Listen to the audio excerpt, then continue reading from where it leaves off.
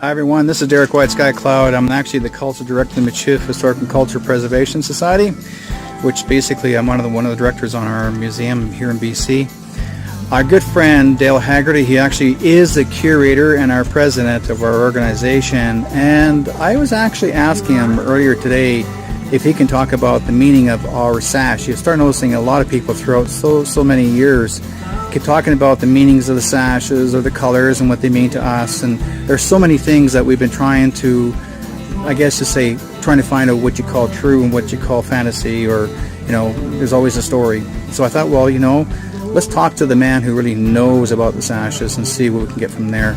So what we're going to do is we're going to pass it on to Mr. Dale Haggerty. Oh, hi. I'm Dale Haggerty, President of the Michif Historical Society.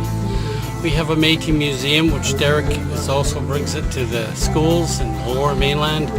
I tend to take care of the interior up here in Kamloops area and Clearwater.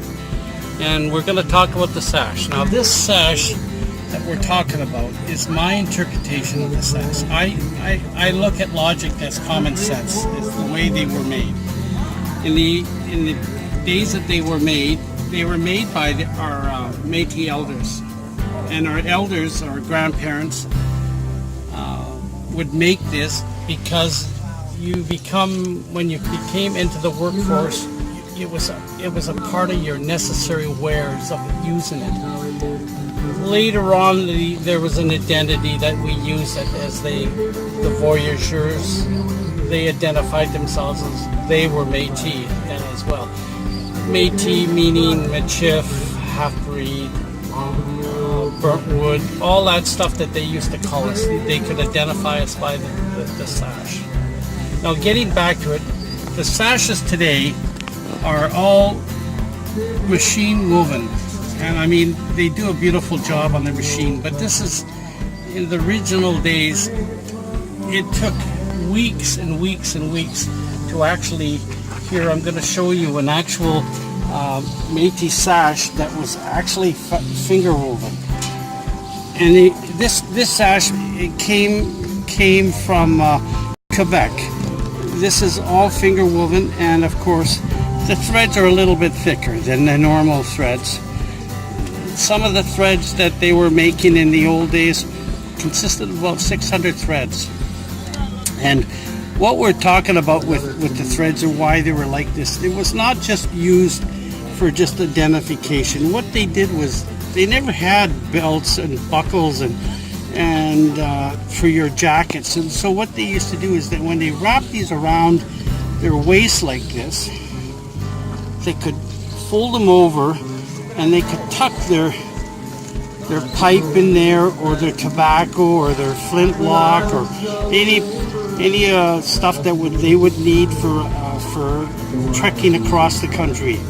And if they were in the river, if they were in the York boat or whatever, and they hit some rapids and somebody went over, they could actually take the sash and they could actually throw it out, and it would float on the water, and the man could swim to it and he could grab it and they could pull him back into the boat. Another thing is when they were walking through the bushes in the old days, they had a lot of thorny bushes and stuff like this, and if they ripped their pants, you would never want your pants or any of your stuff ripped, because if it happened like that, the mosquitoes would get in there and then they would bite them and you'd get infections and all that stuff. So what they did was they took a piece of the sash and they would cut and they would sew that up. They would sew the things. So that was another tool for the things. The sash was also meant for when they were portaging across through the rapids and all that stuff. They would take their boats out, and they had a certain amount of crew that would take the boats, the York boats, through the portagings, and then the men put their sash over the things like this, and they could carry up to about 600 pounds on their back, and it would just be on their shoulders, but this would be the things, and that would be another part of the sash. That's what the creating of the sash was for in the original stuff. Now we're going to talk about colors. Now this is my own interpretation of the colors. know, I read on the internet about, you know, the red is about the blood that was spilled. You know, the blues for the sky and the greens for the grass. It's a folklore, you know, and as far as I'm concerned, that's not what they made them for. When they made sashes, they knew what colors they wanted, because it's like everybody else. If you buy a blue car, you buy a white car, a green car, orange car, whatever color they preferred was, and the red was just an easier color. They used a lot of red. They used a lot of red because it was easy to make. They could dye berries with this, you know, and the white was basically the wool that was always usually white.